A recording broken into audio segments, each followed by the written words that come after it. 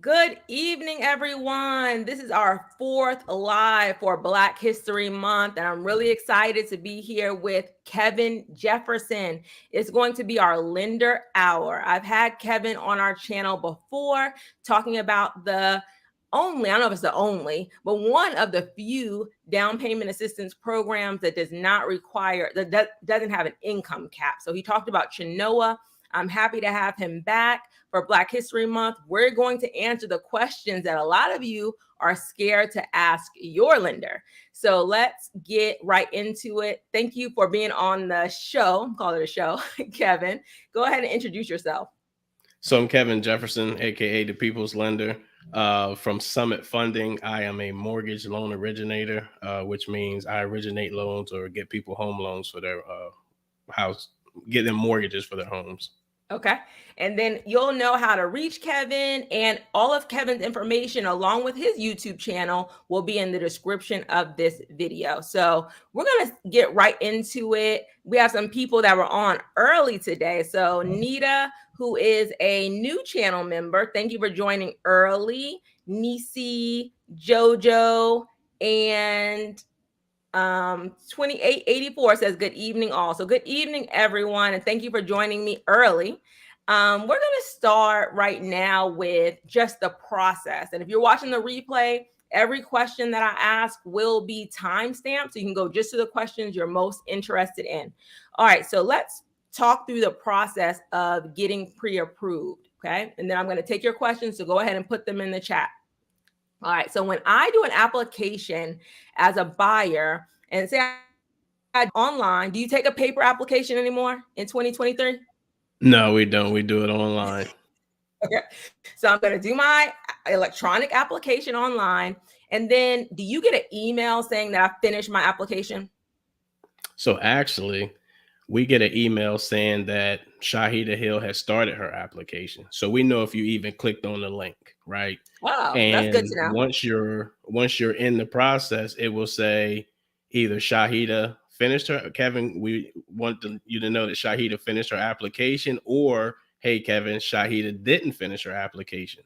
So if there's missing information, then it will notify me that you have not finished. Then I reach out to you and let you know, hey, it says you haven't finished your application. Go back in.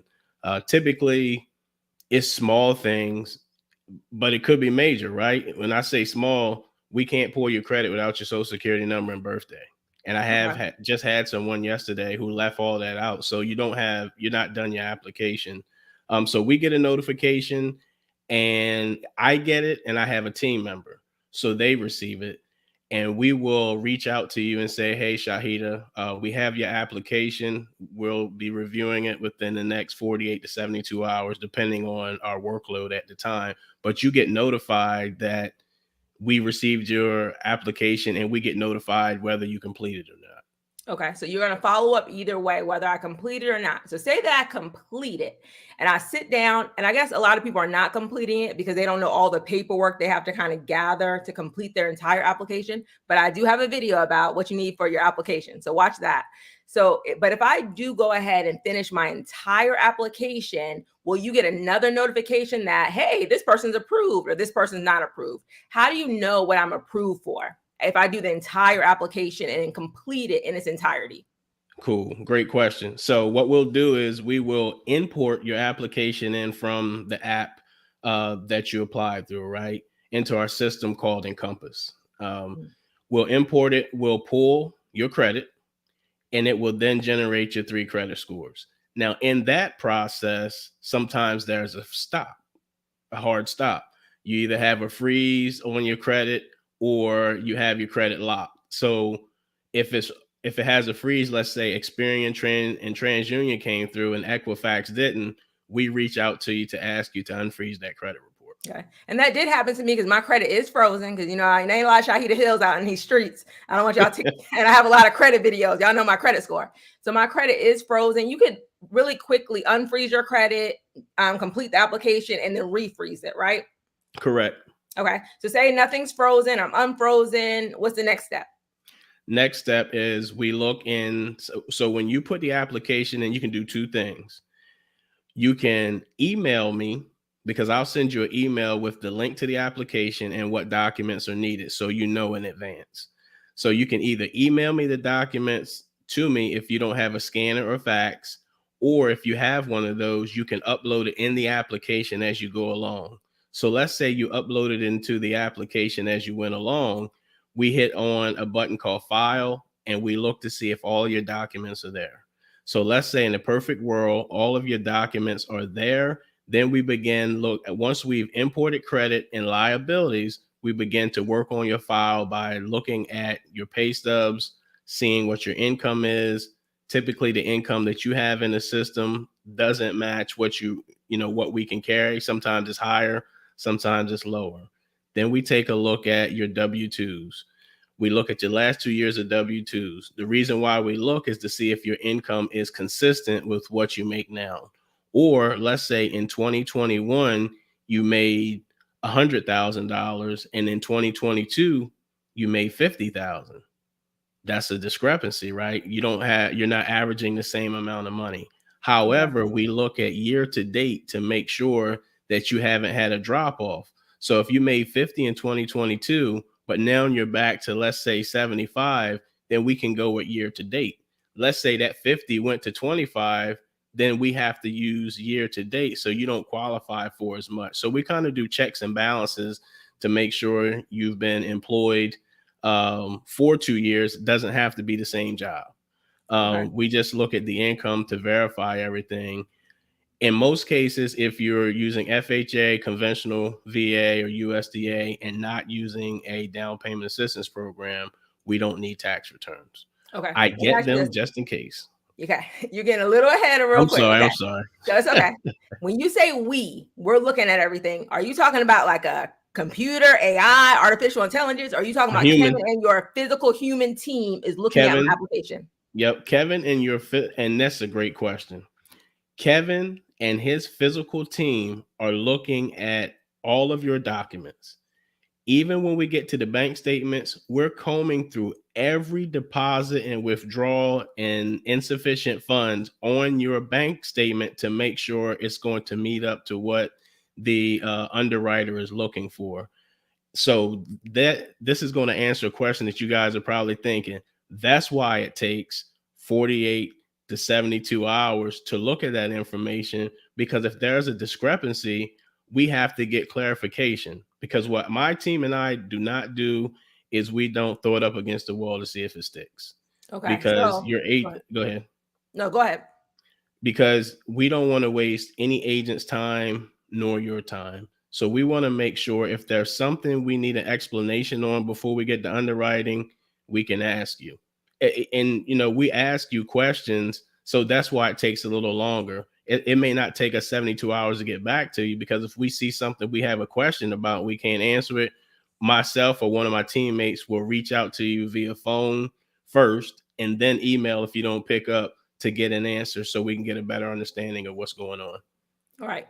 And we're going over the pre-approval process. If you're Right. going with a lender that's approving you in like an hour, you got pre-qualified. You didn't get pre-approved because they didn't have time to look at everything. They probably pulled your credit and they trusted. If you said you made $100,000 a year, they said, oh, okay, you'll be approved, right? So that's a pre-qualification versus a pre-approval. A pre-approval, they're going to look through those documents. So make sure you know the difference. A pre-approval is much stronger than a pre-qualification.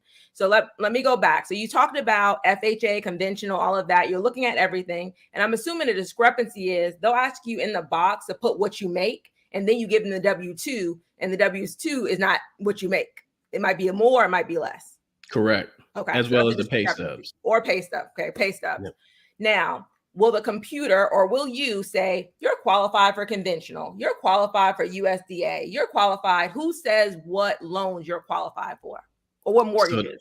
So that's your lender's knowledge base. Okay. We have to physically go through all scenarios.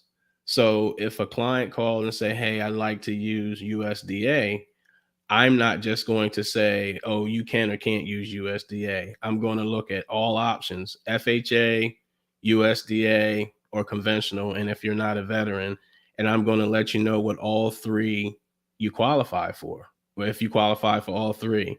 that gives you the best opportunity to say, okay, even though I want no down payment, I'm not going to be able to find a house using USDA because I don't qualify for enough.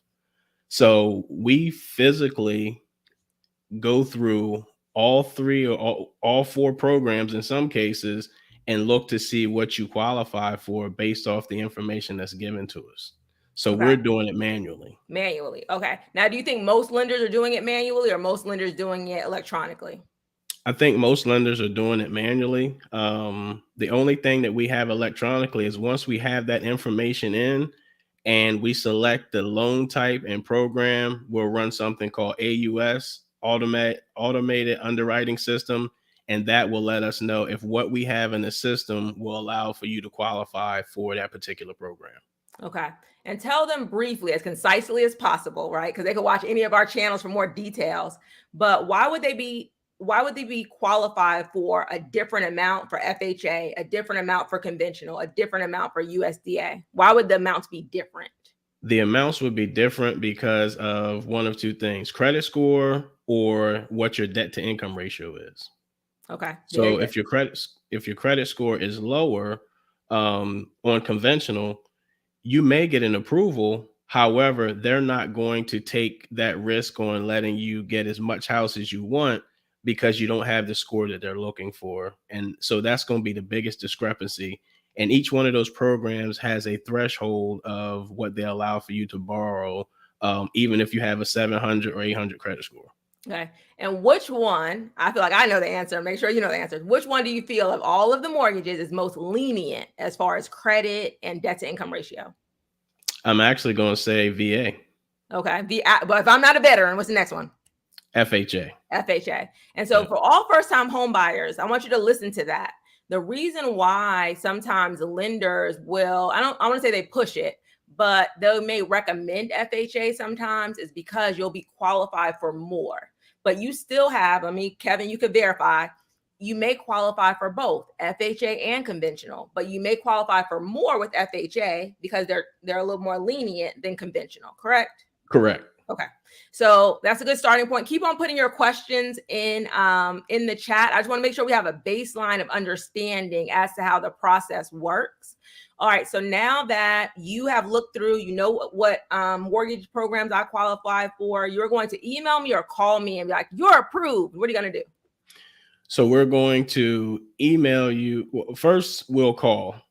Typically, people don't pick up numbers even if they had it before. So then we'll Okay. email to schedule a time to do something called a consultation. In that consultation will allow for us to go over with you whether or not, which programs you qualify for. For me, something that happened during the pandemic, I found that using Zoom to share my screen with the first time home buyer makes it so much more simple, right? Yeah. Because they can see what I see. It's one thing me telling them, but they don't know what I'm really talking about. They may say yes. So when I can share my screen and say, this is what I mean by discount points, this is what I mean by debt to income ratio, this is what your payment would be if you did FHA, I feel that that makes it a whole lot better for them. So then when I sent them over the estimated fee sheet, they have another understanding of what they've already looked at. Okay. So now that you've called me, we've done our consultation. You're going to send me a letter over so I can use it to make offers and work with my agent to make offers on homes. Correct. So Correct. I'm going to send over a pre-approval letter for your max amount, even though you want your payment to be $2,600, and let's say that equates to 270. And then you're approved for 350. I'm going to send it for the full amount because if you get out there and you find something that's above, at least you already have your pre-approval. What else I do is I make sure I copy the realtor on the pre-approval so they have a copy and you have a copy as well. Okay. That sounds good. And I'm ready to shop. Okay. I had a question, but it'll come back to me. All right. Mara says she's very happy she finally made the live. Okay. One of the things that I've been saying on some of my lives lately is go ahead and get pre-approved because too many of the first time home buyers are waiting. doing it on their own. I'm waiting until I get this amount saved. I'm waiting till I get, this credit score. I'm waiting till I get this. I feel like if you go ahead and do a pre-approval when you know you want a home, you have a job, you've been working for 2 years, or you're right out of college, go ahead and get pre-approved so you will know where you stand. And if there's anything, because a lot of y'all are working on the wrong things that don't matter. Like you're thinking, I need to work on this, I need to get this off my credit, and it doesn't really matter. So doing a pre-approval will at least allow you to see where you stand. So I'm a big proponent of, even before you think you're ready, get a pre-approval so you're working on the right things and not the wrong things if you need to work on anything. So if you have somebody, we did, if you're approved, what about the people that are not approved? Like you can't get them approved. What's that consultation like? Or do you wait to call them later? No, I don't wait to call them later. We try to get to everyone as fast as possible, right? So we're going to reach out to them in that same 48 to 72 hours. And I'm going to have a consultation with them to let them know why they aren't approved at this time. Okay. I'm never going to say, oh, we can't approve you and get off the phone. I'm going to tell them why. Quick. No thanks. Bye. Yeah, I'm going to tell them why they're not approved and how they can get approved. And then we're going to see what we can do to get you approved, whether it's a co-borrower or increasing your credit score. When you leave me, and I can only speak for me, you're going to have a game plan as to what you need to do to begin home ownership. Okay. And I would say this, if your lender is not giving you a plan, if you don't get a pre-approved, that's not the lender for you. Let me ask you this. Do you have a credit simulator at your company that will show them what they need to do to raise their credit the fastest if credit is a problem? Yes. Okay. And it'll tell them specifically. And if you buy my guide, shout out to my guide, I have a sample like what the lenders give you. And it's real specific. They'll say, pay this off in 2 months. Your credit score should be this. Like it's very specific. You're not going to go back and pay off 4-year-old collections. Now, and this is a big question. We need to do a whole nother video on this. But how bad are collections, especially old collections, do that much weight? When do collections matter? Collections matter if there is a cumulative of over $2,000 if they're non-medical. Let's say you have AT&T, Verizon, Progressive, and Xfinity bill, and they all equal up to $1,999. We don't have to count them in. They don't count against you. As soon as it gets to $2,001, then we have to utilize them. So that's when they affect you in terms of mortgage. Okay, let's say that one more time. Cumulative. Right. Okay. Yep. $2,000. Under $2,000 doesn't impact you. Correct. Okay. Anything over cumulative. So if you have $100 here, what if you have $100? It's still not. Still, nope. It has to be all together. $100 non-medical. collections. Okay, non-medical. Yep. And then medical, talk about medical. Does medical matter at all? Medical does not matter at all. It doesn't matter at all in terms of us counting it against you. However, take notes. It could be the fastest way to increase your credit score because you can do something called pay for deletion in most cases. So that's where it helps. Okay. Good point. All right. So we answered some of the basic questions I wanted to start with. Now I'm going to take your questions. So hopefully that helped a lot of people. We're going to take our first question. And I'm not going to be specific to Georgia, even though I'm in Georgia. But how do you, what kind of down payment assistance programs do you offer? Because tell people where you lend. So I actually can lend, myself and my team, we can lend in 46 states. Okay, working on 47. New York's coming soon. New York's coming soon. New York's always the last for a lot of these programs. Okay, so what do you have? What kind of down payment assistance do you work with? Okay, so we work with one called Click and Close or Smart Buy. That's a national down payment assistance program. Good in all 50 states, actually. Then we work with Chenoa. Chenoa is changing. So I think it's like 45, 46 states. It's a national down payment assistance program. We work in Georgia. We work with Georgia Dream. Georgia Dream. We work with Gwinnett Homestretch, which is specific to Gwinnett County. Georgia Dream specific to the entire state of Georgia, right? No. We work with Fulton County Down Payment Assistance, which is specific to Fulton County. Okay. We work with, go ahead. I was gonna say not to get too much in Georgia, but okay. So if somebody comes to you from another state, will you be able to tell them whether they can do that down payment assistance program or not? Yes, the National Okay. Down Payment Assistance Programs work in all of most, I mean, 50 and 46 states. So yes, we can tell you whether you qualify in your state or not. Okay, perfect. All right, Nicole says this is good, good. All right. Miss Murph says I was going to ask if tax returns are necessary. You touched on that. Say it again. When do you need tax returns?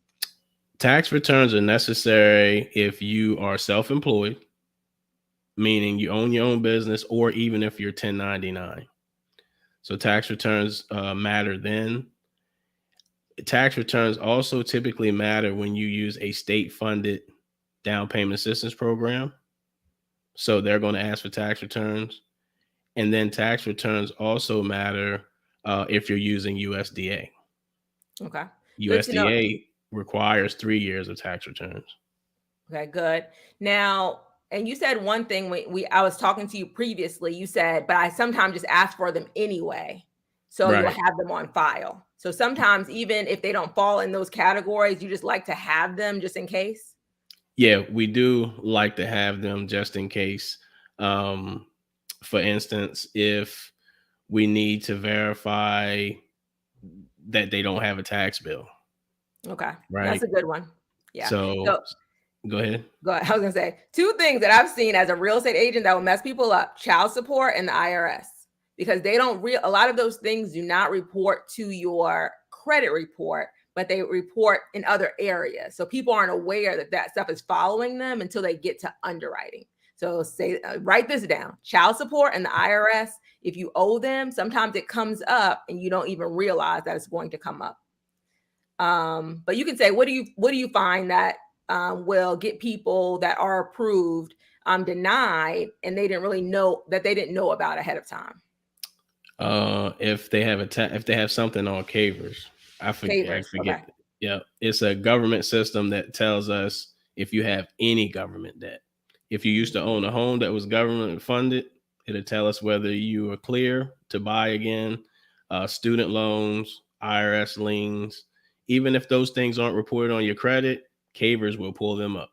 Okay. Because a lot of people think, oh, it's not on my credit report, I'm good. But then Cavers comes in and underwriting is like, you owe that back child support from the child could be 30 years old. You still you still owe that back child support. So that will come up. All right, Vaughn has a question. If I had a person deed me a home, would I qualify to become a first time homeowner later? It's a great question. Great question. Um, in most states, a first time home buyer is someone who has not have owner interest in a property in the last 3 years. So if they deeded that property to you, you are not a first time home buyer. Okay, wait, Kevin, wait. How they gonna know?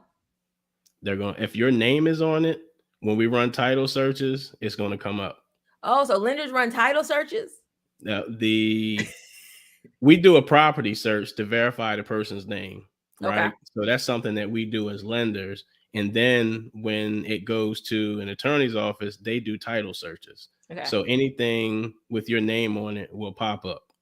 Okay, let's say that again because I think a lot of people like there's a lot of times you think you're getting over, right? Oh, they didn't see it. They didn't see it. But when it comes to your closing, the title company, when it comes to the closing attorney, it may come up later. So just I say be honest and upfront because y'all, if your loan gets denied after closing, you're at risk of losing, not closing, right before closing, you may risk losing your earnest money, any money that you paid up front. It could happen. So just be as upfront as possible because don't think that because the lender didn't pull it up or if somebody didn't see it, that they're not going to see it later because there's a lot of times they will. All right. So I'm going to get through as many questions with as Kevin as possible. All right. One person says, can I qualify and use first time home buyer incentive with the VA loan? Yes, you can, depending on what state you're in. Um, Most down payment assistance programs are specifically for down payment. There are some programs that give first time home buyers incentives. So if you're allowed to apply that to your closing costs, yes, you can utilize it. But it depends on the program and your location. All right. Thank you. All right. How far back do bank statements do you look? How many months of bank statements? The two most recent that have So, can't come out. Yep, two so most about recent. 60 days, 2 months. Yep, 2 months. And then as you go through the process, you'll ask for updated bank statements, correct? Yes, updated bank statements. Okay.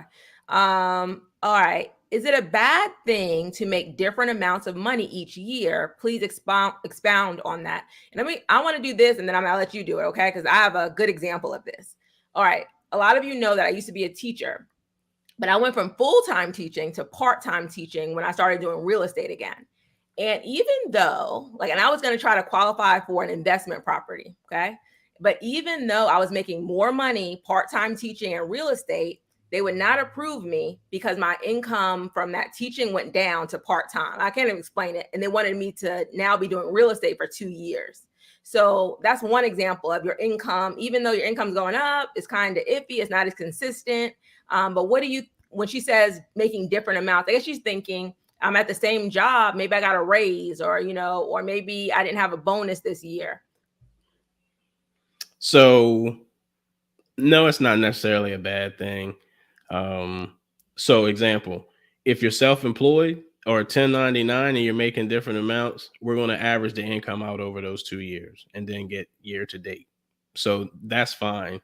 If you're W2, we're going to look at if it's going in a negative standpoint, we're always going to be conservative and carry the lower amount of income.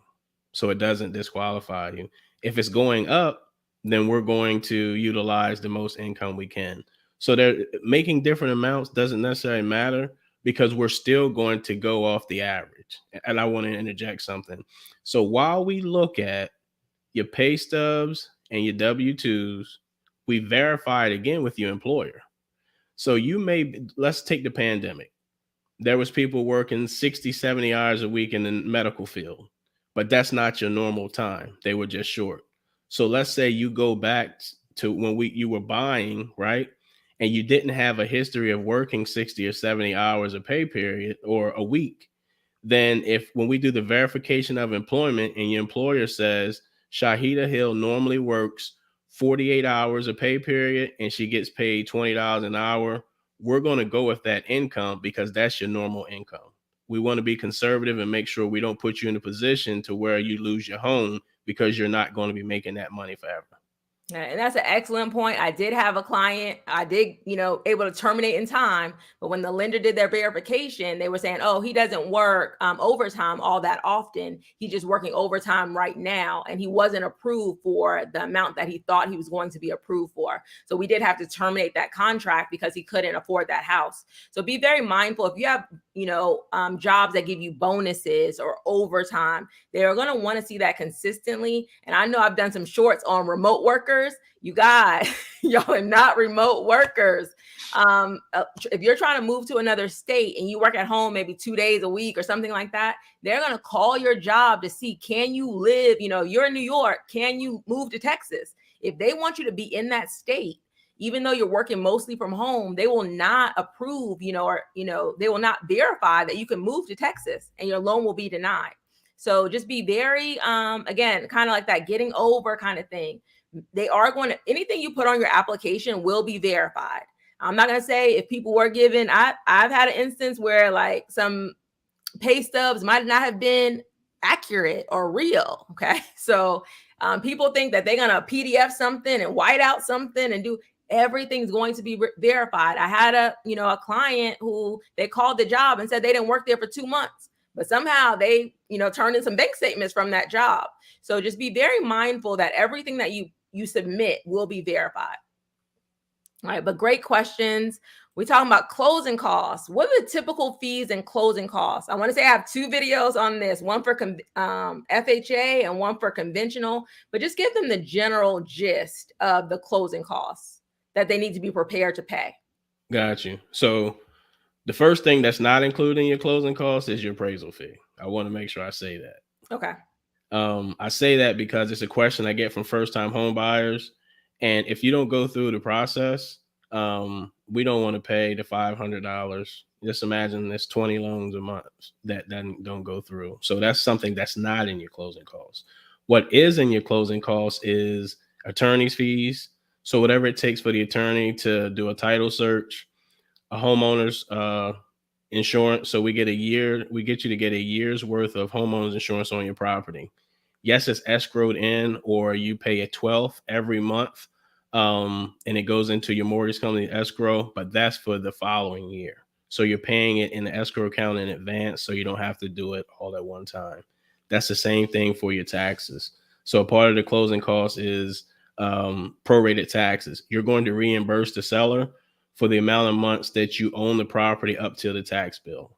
Along with that, you're also going to be paying a 12th of the taxes. So into an escrow account.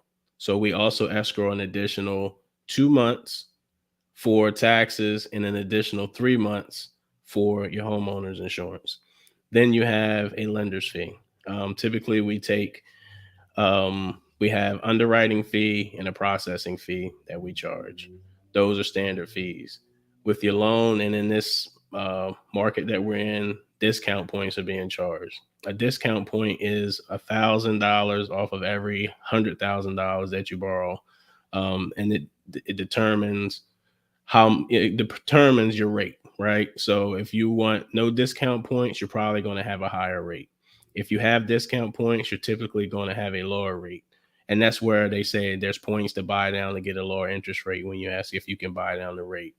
You're going to have recordation and carrier fees. The recordation fees are fees that the attorney's office uses to record your documents in whatever county or municipality to show ownership and to get the paperwork processed.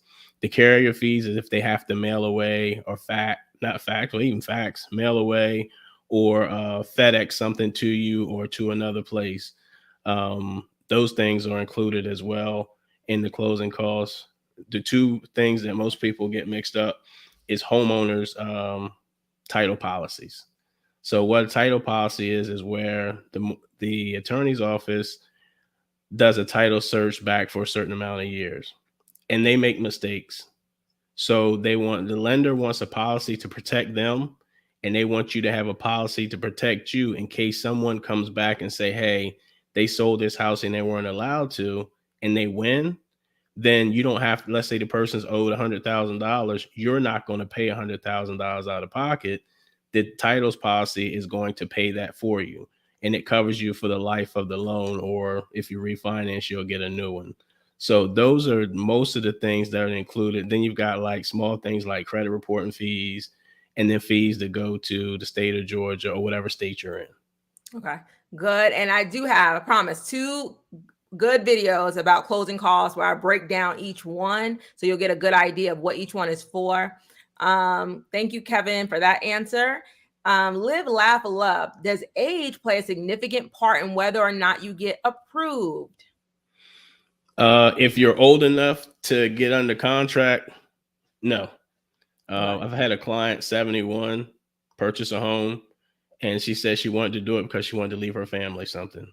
So Okay. we don't discriminate on age. As long as you can get to a legal contract, we're not going to discriminate. Right. And then age discrimination in lending is illegal, isn't it? Correct. So, yeah. So you can't discriminate on age. You could be 100. My oldest client, she was a co-signer for one of her grandchildren, but she was like 92. So there's Wow. no age discrimination in lending. It doesn't matter. And they could do a 30-year loan. Okay. So do the math.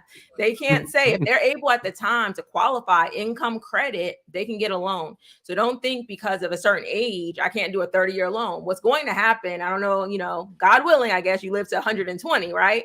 But if not, whatever that home is left, it'll be left to your heirs. Whatever equity it has, they will be able to keep, or they could sell it. That asset, they will still owe probably something on that home, but then any equity that has been earned, they'll be able to take that house. And one good thing about we had the whole estate and probate discussion last week. Check out that live if you haven't. You don't have to qualify. So if somebody wants to take over that house, correct me if I'm wrong, Kevin.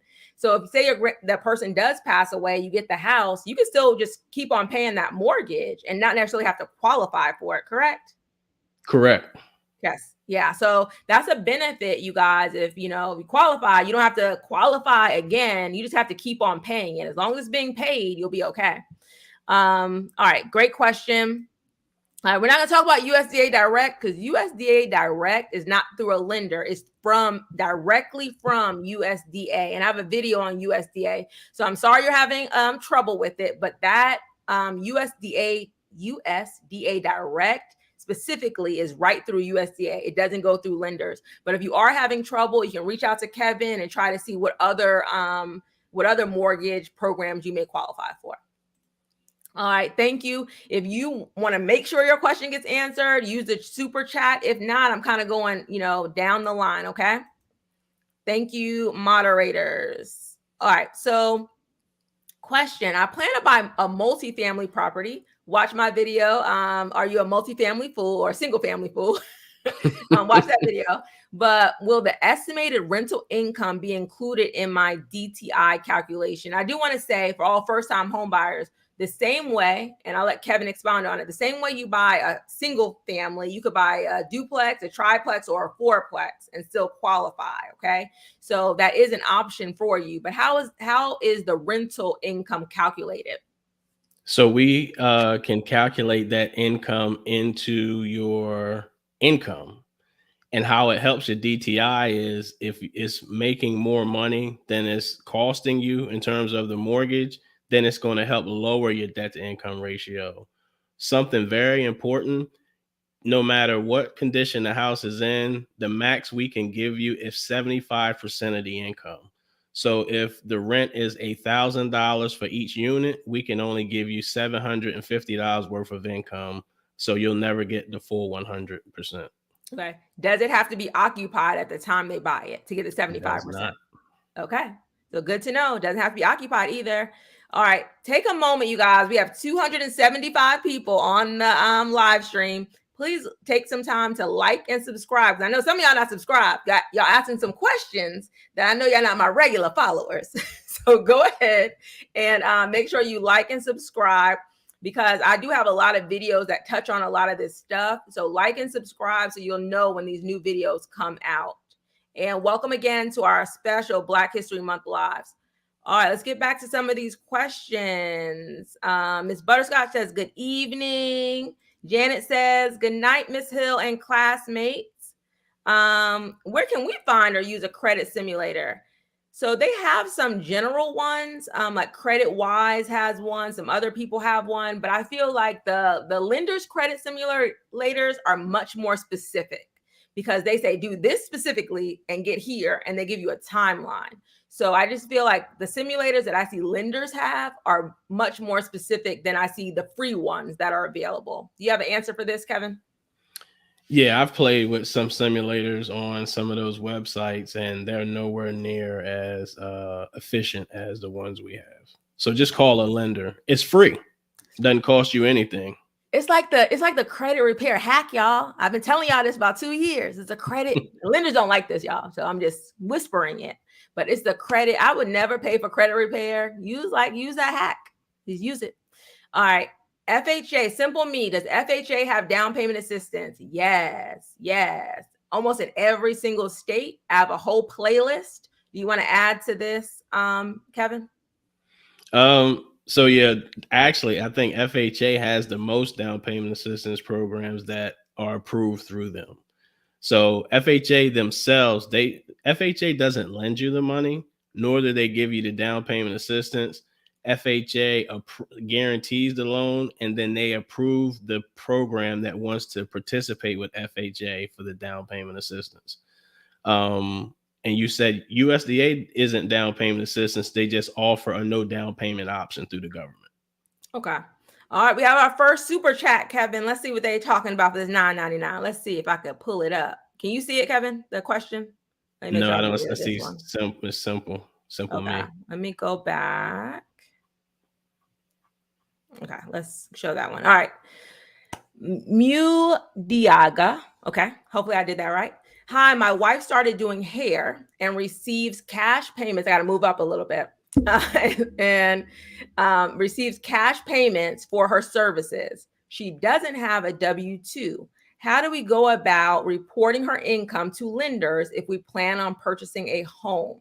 So your wife is self-employed. I'm gonna let Kevin do this one, but thank you for the super chat. Okay.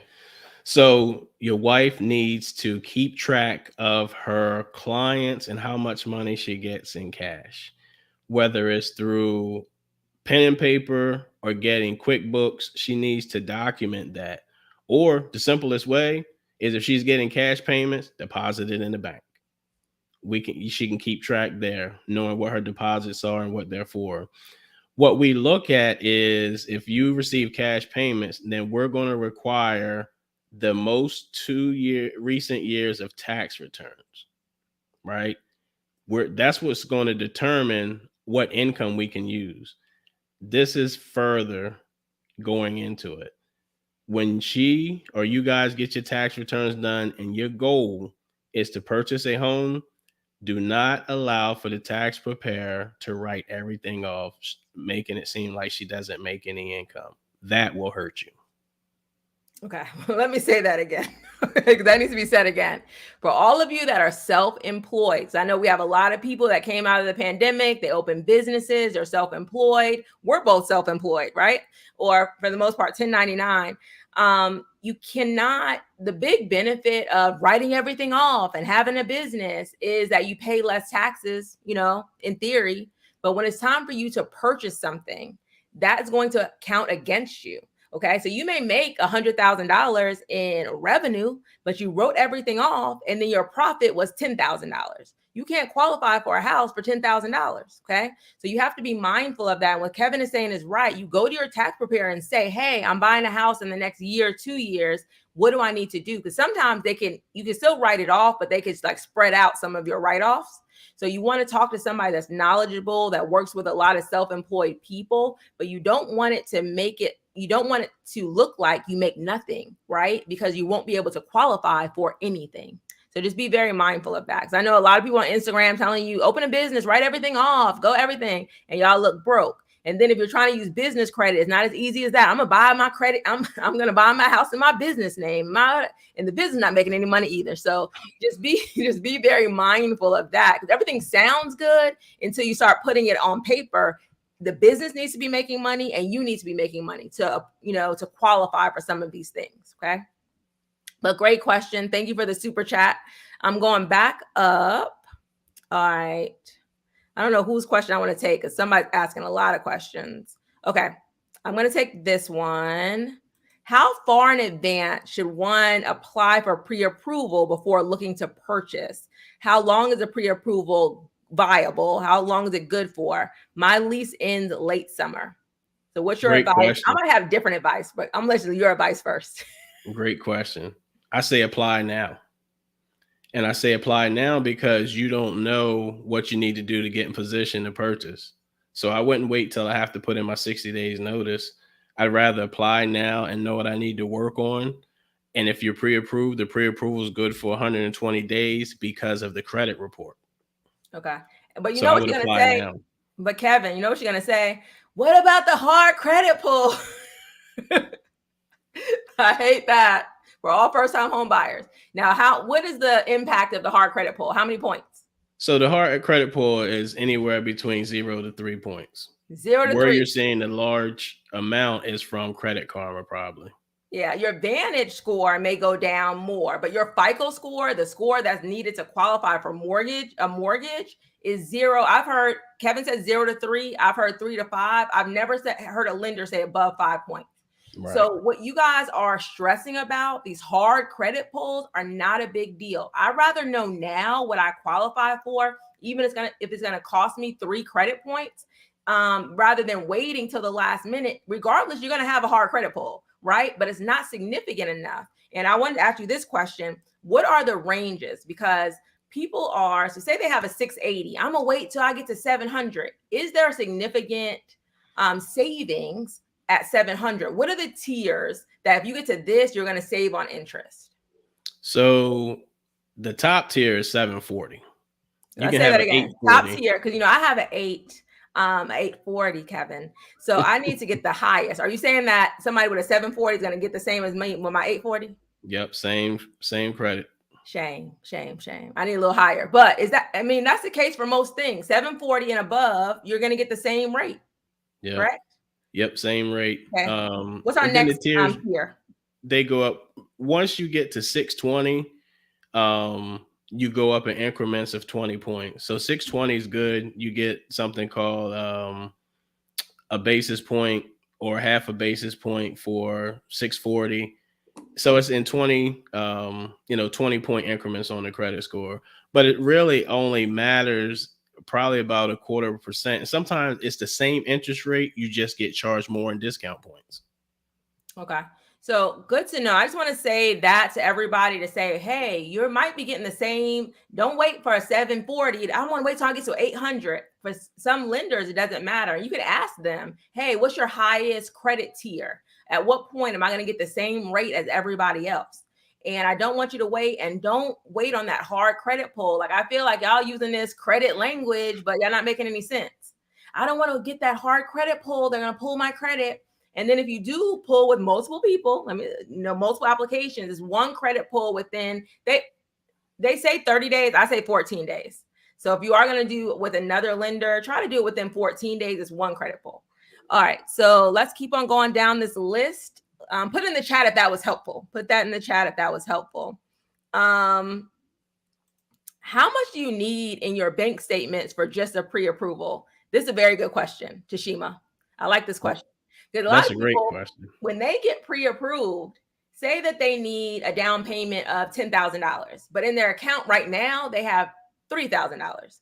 Will you still approve them, or are you going to wait till they get the $10,000? I will still approve them, but I will make sure that we have a game plan on how you're going to get the additional $7,000. Right. So he's going to say, hey, so let me say this, you make sure everybody's clear. You don't have to have that money typically with any lender in your account right now, but they are going to say, how do you plan on getting it? And you can say, well, I get paid 5 more times before the house is going to be built. Or, I'm going to get a gift from my mom. And he's going to say, well, we need to, document that gift. Or I'm going to pull it out of my 401k. That conversation has to be had, because we don't want to get to closing and you don't have the money. But you have to have that closing, that money, during underwriting or very close to closing, correct? Correct. Okay. But excellent question. I love that question. But you could be broke, not broke. Can I have $5? Can I get approved? Say that again. Say if I only have $5, can I get approved? Yeah, you can. We just as need long a as I have game my money plan. by closing.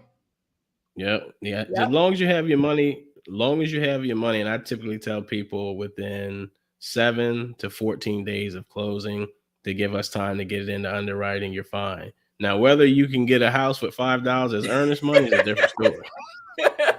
But don't think you have to have all this money. Remember I said a lot of y'all waiting. Y'all need to wait. Don't wait until you have a certain amount of money, until your credit score is, of course, we want above a 620 in most cases, or, higher. But, you don't have to necessarily wait until you have this perfect situation to find out where you stand. All right. Okay. Overdrafts. What if I got overdrafts? Now you in the negative. So what we're going to do is I'm going to reach out to you, or my team will reach out to you and see what happened. Could been, and a letter of explanation may cure it. You thought you were getting paid on the 16th, check comes on the 17th, or the bill hits ahead of time, right? We may be able to do it with just one, but if it's consistent, then we have a problem. We need to get you to a point to where we don't have multiple overdrafts. And then me personally, I kind of ask, what's the issue? Because I can, see it from a different light, saying, hey, maybe you should take that off of auto pay. And then it doesn't hit you if your pay is not the same as when auto pay comes. Okay. That's good advice. Very good advice. All right. So rent a room from a retiree that can't give receipt of rental payments can affect your debt to income ratio for approval. Okay, let's talk about rent for a second, because a lot of, I think, conventional now is looking at rent payments.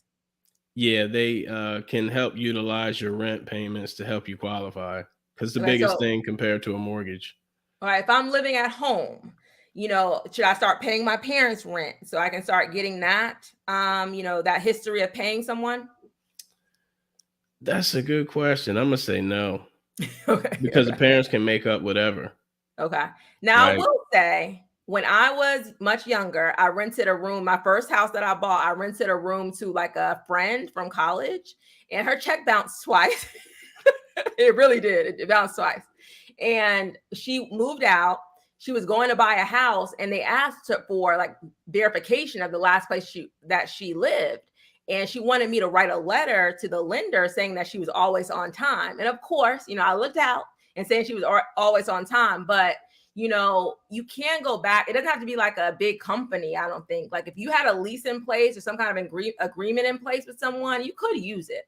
Like I don't know if it's parents and that sort of thing, but I would say document everything and make it as professional as possible. That's what I would say. Gotcha. All right. What about if you have a past rental collection under 2000? Will that affect you? No, it's Okay. under 2,000. As long as it's not a lien or a judgment. Okay. Say that again. Under 2000? Under $2,000, as long as it's not a lien or a judgment, doesn't affect you. Liam, go get your pre-approval. Go get your pre-approval. Does owing back income taxes affect home buying? Ooh, that's a great one. Good question, That's a Lucy. great Good question. job, I wish Lucy. I could give her a super chat. Yeah. We ain't doing no backward super chats. This information is free. Okay, go ahead. um, if it is a lien or a judgment, you have to have a set payment arrangement and you need to make 3 on-time payments. Once you've made the third on-time payment, you can qualify for a home and close on a home. The important part is that payment arrangement goes into your debt to income ratio. So Okay. if you're paying $500 a month for back taxes, we put that into your debt to income ratio up front so we know exactly how much you can qualify for with that payment arrangement. Okay. If How you many? owe, Go go ahead. ahead. Go ahead. No, go ahead. You first. For FHA, if you owe back taxes and it's not a lien or a judgment, you just need a payment arrangement. We count it into your debt to income ratio. You can close. Same thing for VA and USDA. With conventional, you can do the same thing, except you need to make one payment. Okay. I was gonna ask how many years can I owe? Okay, so this is 2020. I guess 2022 might be too late, but say 2021, 2020. Like, is there, say I owe like multiple years back taxes, but I'm making payments. Is that okay? Yep, doesn't matter. As long as you have a payment arrangement for all of it, it's fine. And all of it's gonna go into your debt as in your debt to income ratio. Yep. Okay. Great Yep. question, Let, Lucy. let me answer this though. Sorry, go ahead. This just happened to me yesterday. If you haven't done your taxes and your W 2, apply because we don't need your tax returns unless you're doing USDA or a down payment assistance program. Say that one more time. So if you're a W 2 employee, and let's say you haven't done your taxes since 2018, apply because we don't need your tax returns as long as you are not participating in a program that requires tax returns, which is usually down payment assistance programs or USDA. Some of y'all need to apply tonight before the IRS catch up Hear with some my of y'all. video. Yeah, watch the video, yes, and apply tonight. All right. So the question: will we still qualify as first-time home buyers if I own a home but my fiance doesn't? Great question. Depending on where you're at, it is going to be both people have to be first time home buyers. Ooh, okay. So So should he buy the house? And now I've had couples, okay, that where one person qualifies and the other person just gives them the money. So it's almost like a gift fund to your spouse. And they, right. gift them the money for the down payment or for whatever else. But they're only on the house, they're the only person on the loan. And then, they get added to the deed later. So you could do a situation like that if, if he doesn't need your income. Correct? Right. Okay. Yep.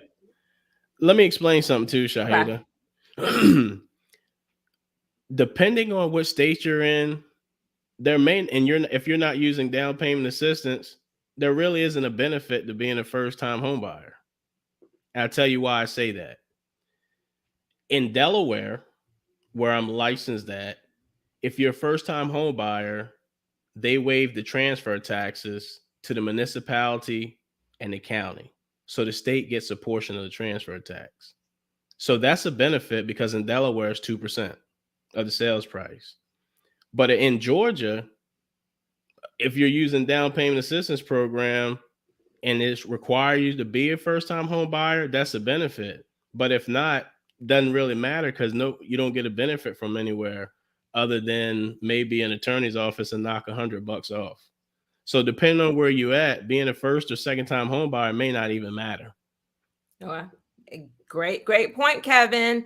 All right, I'm gonna make my plug for my first time homebuyer guide. Make sure you're getting it. Do not buy a home without it, because a lot of you, again, y'all are emailing me after you close because you made a mistake, you spent too much money. Go through my guide and you'll know what to do step by step. The link is there. I'm also going to ask you again to like and subscribe. We're at 376 people. And if you're watching the replay, definitely like and subscribe as well. I'm going to go down, answer like really, really good questions. So if you have really, really good questions, and a lot of people that I see you, I want you to go to my mortgage options playlist. And I want you to go to my down payment assistance playlist, because a lot of these questions that you're asking, you'll find that here. But go ahead and put your questions in. Kevin, tell them again how they need to reach you. And everything will be in the description of this video as well. So you can reach me at 470-485-6267. That's my cell number. You can also reach me at Team Jefferson at summitfunding.net. And I also have a YouTube page, Kevin Jefferson / the People's Lender, which has great information, might I add.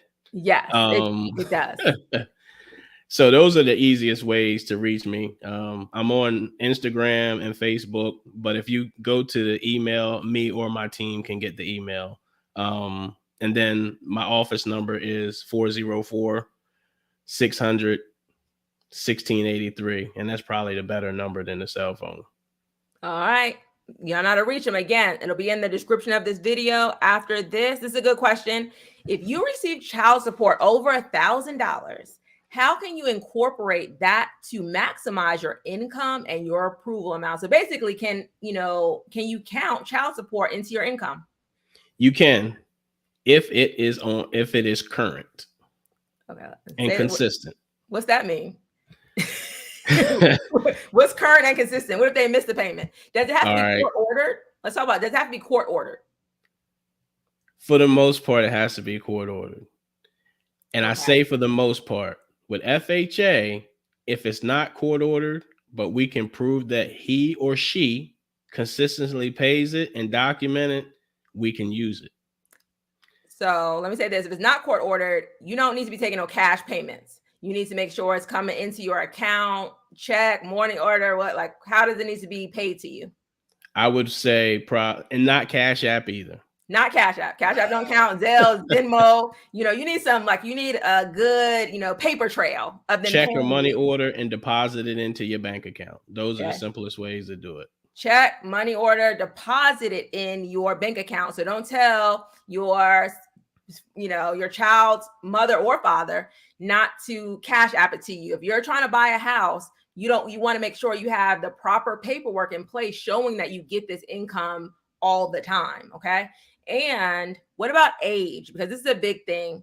What if my children are like 16 and they, I'm only going to get it for the next 2 years? Will that income count? That income will not count, even if it's until they're, even if it's to continue if they go to college. And the reason why it doesn't is because we don't know if that child is going to go to college or if they're going to go to the military or they're not going to college. You're saying my baby's going to college. So you're saying you're going to cut it off at what time? At what age? Child support has to continue for 3 years. 3 years. So that's 15? Yep, 15. But if he's 15 in 1 day, that's not 3 years. All right. So some of y'all need to look at your children. If they are 13, 14, y'all need to apply now, right? Because if once you have the house, right? Right. But you can't if you have older children. Okay. My dad, just a side note, Daddy, if you're watching, my dad paid child support to my mom till I was like 26 or something. Because it was coming out of his account automatically from his job. And he never went to like HR to take it out. And he always talks about that to this day. He always used to call me like, how old are you now? How old are you now? And I'm like, my mother was like, it was alimony. But you have to like have that paperwork on file and know, like, if you have older children and, they're not going to count, even if you're getting it, he's at 15 in one day, 15, 16, 17, 18. They have to have it for 3 years or more if they're going to count it as part of your income. So just make sure you guys are aware of that. So if you want to use it, start looking for your house now when your children are young. All right, let me see if there's anything else. Good questions, y'all. And if you like this information, please put it in the comments, because Kevin want to come back. You want to come back again, Kevin? Kevin want to come back. All right. So YD says, I love this live. Yes, yes, yes. All right. Yes, please, Nicole. Thank you, Nicole. I appreciate that. All right. Thanks for the great info. Soon to be a first-time buyer, waiting on a better market. What do you say about that, Kevin? you gonna hit Kevin's soft spot. What do you mean? What do you think about people waiting on a better market? What are you waiting for is my question, right? So I hear people say, well, after the pandemic, it's going to be a bunch of foreclosures. Where this is the third or fourth year through the pandemic, we don't have foreclosure numbers are down, lower than they were before the pandemic. Interest rates, well, we saw 2.5% interest rates you didn't buy. The housing prices were 7 million homes short for people looking to buy. So if rates get back into the fives, you're going to see the prices start to go up and more multiple offers. So people ask, when's the best time to buy? When you can afford to and you qualify. Because if the market crashes, who says that you're going to have a job? If interest rates drop, housing prices are going to go up because there's more people looking for, and there's less homes. So don't wait.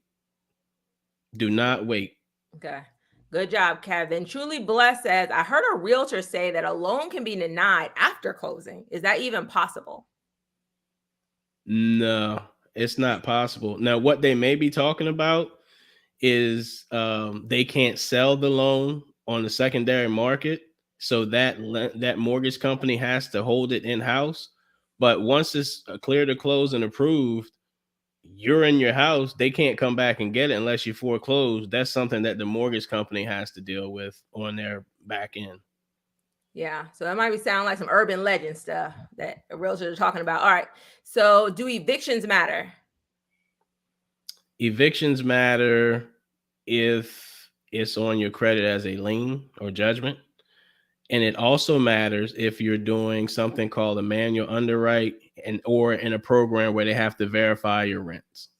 Okay, very good. What about someone who's filed a Chapter 7 that's been recently discharged? So let's go over foreclosure and bankruptcy. So if somebody's had a foreclosure, how long do they have to wait until they could buy a house? So Chapter 7 with FHA, you can apply 2 years and a day. With conventional, depending, it's between 4 or 7 years. And let's say 4 or 7 years because it depends on if there was a house included in the bankruptcy. Chapter 13 is you can apply as long as you've made, while you're in the bankruptcy, as long as you've made 12 on-time payments in your bankruptcy. That's for FHA. Okay. For conventional, it's 2 years after your bankruptcy has been discharged. What about foreclosure?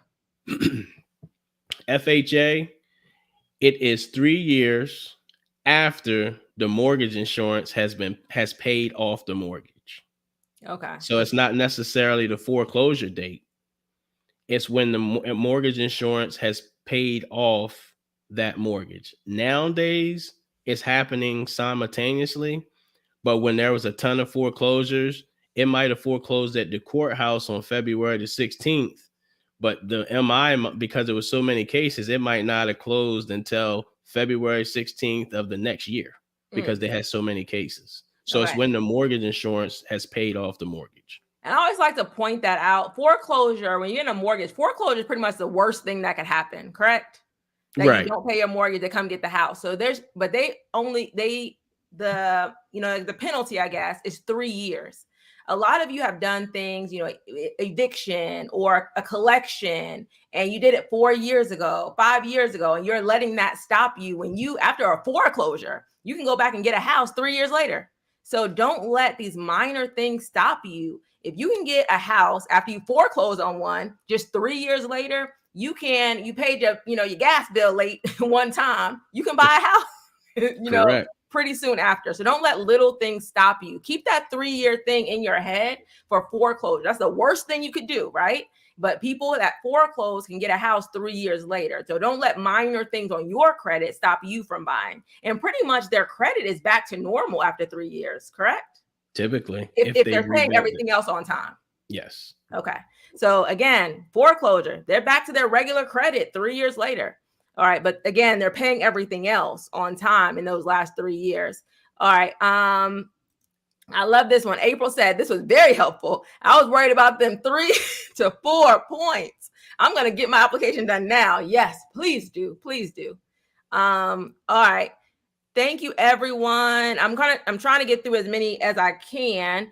Okay. After this, we had 387 because y'all are real interested in this. Kevin, can I keep you for like 10 more minutes? Keep me however long you want. Okay, 10 more minutes. Y'all know I got kids, y'all. They outside this door like, mommy, when you finish? All right, so I'm keeping 10 more minutes. I wanted to ask him this because there's one thing I wasn't aware of. So tell me if this is new or old, but there's a program that you can buy your parents a house and still get it as an owner occupant. So a low down payment. Yes. Okay, talk about that. Is it new or old? It is old. Okay, so talk about how but it that would wasn't work. used much. Okay, let's talk about it. So what you can do is buy a home as a non-occupant co-borrower, Okay. meaning you can buy a house for your parents, have your parents on the loan, and you are the co-borrower. Let's say you live in Georgia and your parents want to buy in Florida. As long as your debts long as your parents is on the loan, and as long as your debts can satisfy that mortgage as well as your current debts, you can buy that property for your parents. And it's called a non-occupant co-borrower. Same thing for your kids. Okay. And that is very significant because a lot of times you're going to have to put like it's almost an investment property, buying a home in another state or buying a house like, far away from where you currently live. They see it as an investment. But if your children are in college somewhere, or if your parents are retiring somewhere, or they're buying, they could be buying around you as well. Right. And, because a lot of them, their taxes are going up, they're living in expensive states and you're, more affordable, but you're thinking maybe to help them, you have to put down a significant down payment. So this is an option. Both of my parents are in their 70s. So, this is an option for a lot of us who like have older parents that you could put them, in a house and you can start building your investment portfolio without putting a lot of money down. So this could be an option. I just want to make sure we talked about it in this live. Again, for your children. Now, do your children have to be on the loan? If you did a child loan? Yeah, you would want them on the loan as well. I Do think they they have to call have like income? no, they don't have to have income. As long as your income can support any credit that they have, any debts that they have and your debts, you can do the same thing. So in the case of FHA, 3.5% down, they're into a house and you're on it to support them. Yep. So that Yeah. helps them and you. And a lot of parents do this and they'll have, them in there and some of their friends, and they're all like paying the mortgage while they're in college and that sort of thing. But I like that as an option for if you have parents, you have children where you don't have to pay. You still pay the 3.5% down payment or the lower down payment, but you're able to buy and, investment property, right? So just another option for you guys. The other question I want to ask before we answer a few more audience questions is discrimination, because it's our Black History special, our Black History Lives. And I've had this up here. So, in the African American community, we are dramatically lower in housing. We're in like 45%, where, white Americans are about 76% or so as far as home ownership.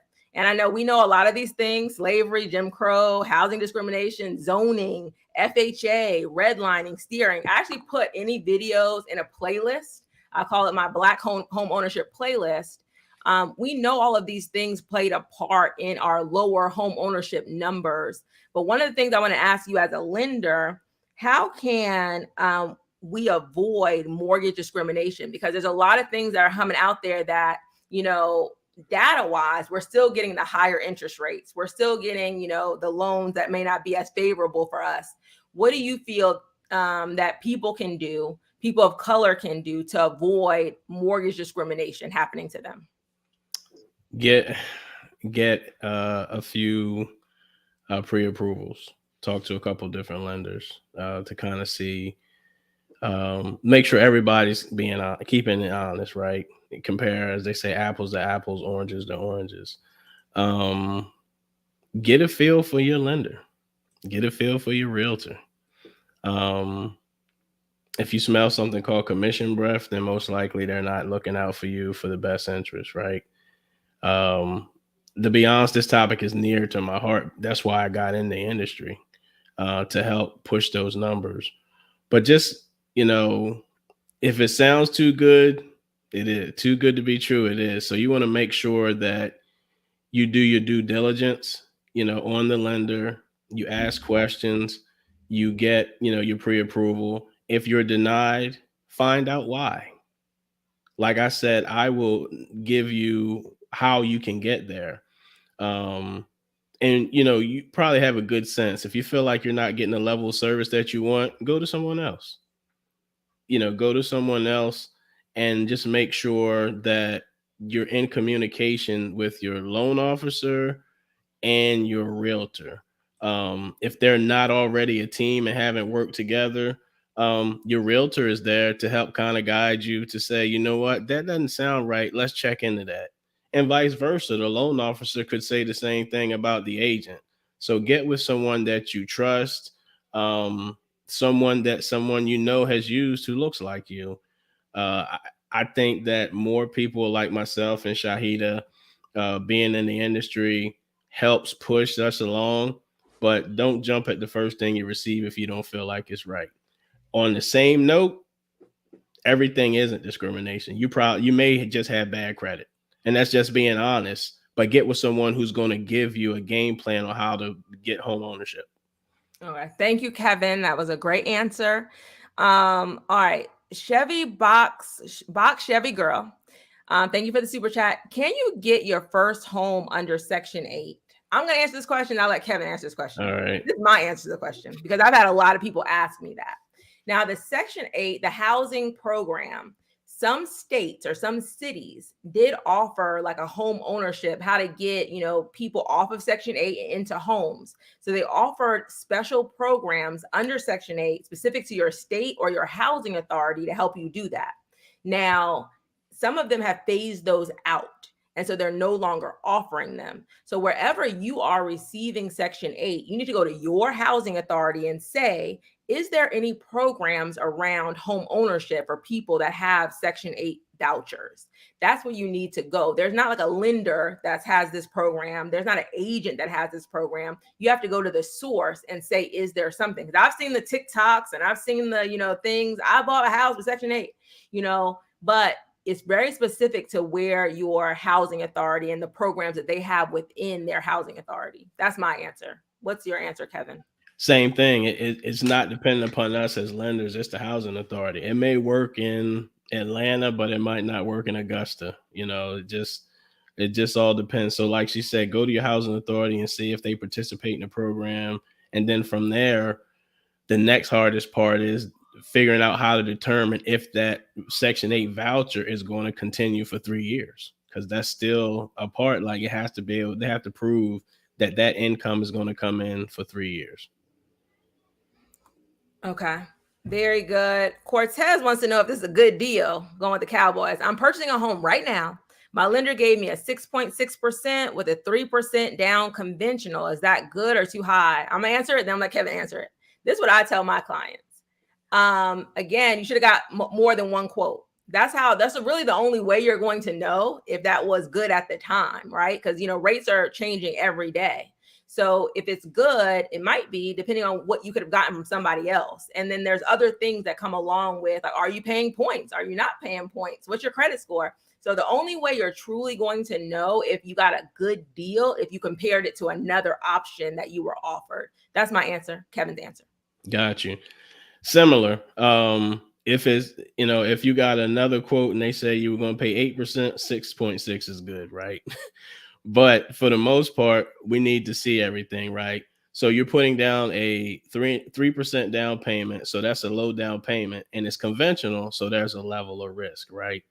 However, depending upon your credit score, that's going to determine what your rate is, your debt to income ratio. So there's a lot of factors. So I would say to reach out and get an additional quote.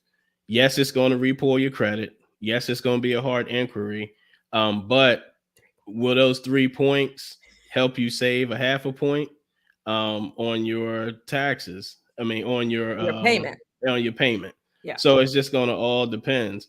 And you might be able to get a 6% interest rate from somebody else, but they want you to pay 3 points. So then at that point, is it a good deal? So it just all depends on what you have to pay. Shameless plug. I'd love to look at it and see. Let Kevin look at it and see what's Let me happening. look at it and see. All right. And I'm going to say that, highlight that again.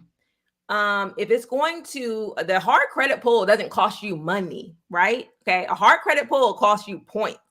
And if we're talking about 0 to 5, I'm going high at the 5. Kevin wants to keep it at 3. I'm going to the 5 points. It doesn't cost you money. What's going to cost you money is only going with one lender and paying a higher interest rate for the next 30 years or the next 15 years, right? So you're not making a lot of sense when you say, I don't want the hard credit pull. Okay. I would rather have multiple hard credit pulls, 2 or 3, right? Instead of not knowing what interest rate I could have received from another lender, because that's going to cost me money. Okay. So just make sure you guys are making sense when you say the hard credit pull thing. Because I think you guys, you are sounding like, oh, I know what I'm talking about. I don't want the hard credit pull. But in reality, it's not making good financial sense for you not to get the hard credit pull. Okay. So just make sure you understand money wise, it's not costing you money to get the hard credit pull. Because it's not a significant amount of points. Y'all act like you're taking your 720 to a 680. It's just not happening. It's not happening. Okay. All right. I am really at the last 5 minutes. But Kevin, his YouTube channel is on, and I've been trying to tell a lot of people to go live regularly, right? What y'all love, if you would love for Kevin to go live weekly. Put that in the chat. If he should be going live weekly on his channel, please put that on there because I'm gonna have him do it. All right. Okay, let's talk about student loans. We did not hit on student loans. I do have a video. I'm gonna plug myself, of course. We're up to 400, Kevin. We might get to 1,000. All right. Let's talk about student loans. But I do have a video about how all the student loans impact you. But don't think that because you have high student loans, even high student loans, you can't buy a house. So just to give them a quick run through about how student loans impact their ability to purchase. So there's a formula for each loan. So you either have to have some type of payment arrangement, or for FHA, we use 0.5% of the balance. So calculations, if you're wondering, if you owe $100,000 in student loan debt and you don't have a payment arrangement set up called an income-based repayment plan, and we have to use 0.5%, that means we're going to use $500 a month as your payment. Do you have to be paying $500 a month? You do not. But we have to use something in there because you're not going to not be paying student loans for 30 years for the life of the loan. For VA, it's an even simpler system. They use 5% and then they divide it by 12 months. So that payment is even lower, right? Conventional, some type of payment arrangement, or we have to use 1% of the balance. So on that same $100,000 student loan, you're going to have to calculate for $1,000 a month, as opposed to 500 if you went FHA or a VA if you're a veteran. USDA is different than all of them. They will take any payment arrangement. Like it could be income based, pay as you earn, graduated, consolidated, whatever type of payment arrangement that you have, as long as you can provide a payment arrangement and it's current, USDA will take it. If not, they utilize, if you don't have a payment arrangement, they utilize the 1% rule as well. Okay, very good. And I did put Kevin's channel. So Kevin is the People's Lender. I put his link. Let's show it right here. Everybody needs to click on it because we're gonna encourage Kevin to go live more often on his channel. So definitely go there, subscribe. So when he does go live, you'll be notified that he's going live. But yes, a lot of people are saying in the chat you need to do it. So definitely, I'm searching Kevin's channel when this live ends. Kevin should go live. Would love for him to go live. Yes, yes, yes. So yeah, they're calling. They want you to do it. Gotta give the people what they want, right? Give the people what they want. All right. I am going to end on this question. I saw it. Okay. All right. Because Jean, and I'm going to plug again. I have a video on my channel that I did with my sister about being a single parent, buying her first house. Okay. Saying that. Watch that video. Jean, I'm running across the issue being a single parent. Income is on point, credit on point. It just seems to be a little bit hard at this point. So a lot of points. So she has the income, she has the credit. It's not like you have everything together. What is a little bit hard? But I know that single parents, I feel like a lot of single parents that I come across, they don't know that there's almost a risk because everything, if say you're not getting child support, you don't get it for 1 month, or everything kind of falls back on you. And I think some of them are scared to take the risk of buying a home because of some of that responsibility. So I would just encourage you to get around as many home buyers as possible, like in your family members, friend members, so friend groups, to really see like how do they maintain, how much do things actually cost? Because I think a lot of people think things are way more expensive sometimes than they actually are. If you buy a home, a lot of things are not like all emergencies if you buy it right, and the maintenance is not that difficult. There's things, my mom bought her first house at 40 or so. She was a single parent, divorced my dad. We moved to Atlanta and she was able to maintain that house. And I saw her doing it. The furnace went out. She knew how to fix it. The water heater went out. She knew we were mowing the lawn. Like we weren't paying people to do it. So I know it's possible. I just think that you just have to maybe see some more examples of it. And, whatever fear you have, let's research that fear. Let's watch my videos and figure out like how to get over that fear. But what encouragement do you have for Kevin? Do you, work with a lot of single parents that buy homes? Yeah, in my 19 years of being in real estate, I have sold more homes to single moms than any other, whether it's married or single men. Yeah, and Kevin, you didn't say this. You used to be a realtor. Yeah, I Before you used to got be the a loan. realtor. Okay. Yep. I used to be a realtor. And at that point, most of my clients were single women, single moms. When I became a lender, same trend. And it's not that I'm attracting them in terms of reaching. That's all I go for. They're just more aggressive. So what I would say for you, if you're running into an issue, find out what the issue is. Call me or my team, and we'll tell you what it is, because it could just be, and honestly, you may just not make enough income, but nobody's saying that, right? Or your score may not be high enough to get what you need. Or it could very well be a combination of both. So you need to know, okay, how do I get the home ownership? Do I take a portion of my tax returns and pay down on my debt so I can qualify for more? So just knowing those things will help. Doesn't sound like the people you applied with gave you a game plan or told you why. They just said you couldn't. Okay. And let me end with this. Sometimes y'all states are keeping y'all broke. My mom couldn't afford a house in New York, right? So she moved to Atlanta. And that was like the game changer for her. Sometimes we almost have to be willing to step out. And, if y'all are thinking about moving to another state, put that in the comments. But that's one of the things that could be a game changer for you if you're even just willing to look outside of your current state and go to another state that might be more affordable for the income that you have. And you'll be able, like, your money goes way farther in, some other states than it does in a lot of California, Washington, Maryland, up north. So just be mindful of that.